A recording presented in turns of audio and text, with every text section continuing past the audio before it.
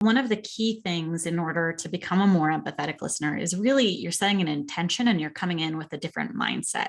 So rather than just showing up and listening as best you can that day, you're doing what I call cultivating a listening mindset. And that has three components. So the first is humility. So often when we come into conversations, we have strong opinions, we have preconceived notions, we have assumptions, maybe judgments. We're carrying all of this into a conversation with us.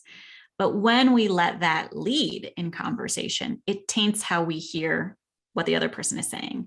And so we really need to shift into a space of more humility, where rather than entering the conversation with the mindset of, I'm the expert, right? Like my opinion is the ultimate opinion. We're instead coming into the conversation thinking, I'm a student and I'm here to learn, and I can learn something from this other person, whether it's about a particular topic or whether it's just learning about their experience as a unique individual in the world. Like that is something that they have expertise in. So that's the first part, is starting to shift towards humility.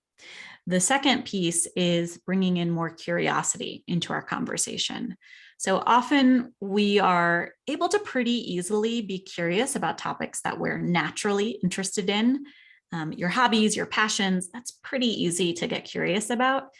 But there are topics where we're known to tune out. You know, for one person, it might be sports. For another person, it might be pop culture.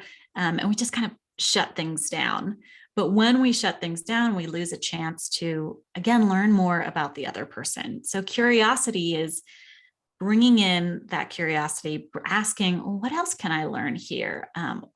What does this tell me about this person? It's fine if you're not interested in the topic, but what is the fact that this person is telling you about this topic? What is that telling you?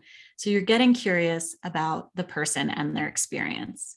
And then the third layer is empathy. And that's really about understanding another person's emotional experience. And I think sometimes there's a little bit of nervousness of, well, I don't know how to empathize if I haven't experienced that exact thing. So let's say someone is going through a divorce and you've never dealt with that. That's okay. You might not have the exact experience that you can call on, but I think we all can tap into and relate to the feelings underlying these experiences. So for example, maybe you've not gone through that exact scenario, but you know what it's like to grieve a phase of your life, right? We all have different phases of our lives. And you know what it's like to feel like a dream or a plan or a vision has just fallen apart. So we can always relate to those underlying feelings and emotions if we remove the scaffolding of the exact scenario. So that, I think, is really important for being able to shift our conversations to this mode of empathetic listening, is really tuning into those three qualities that I mentioned.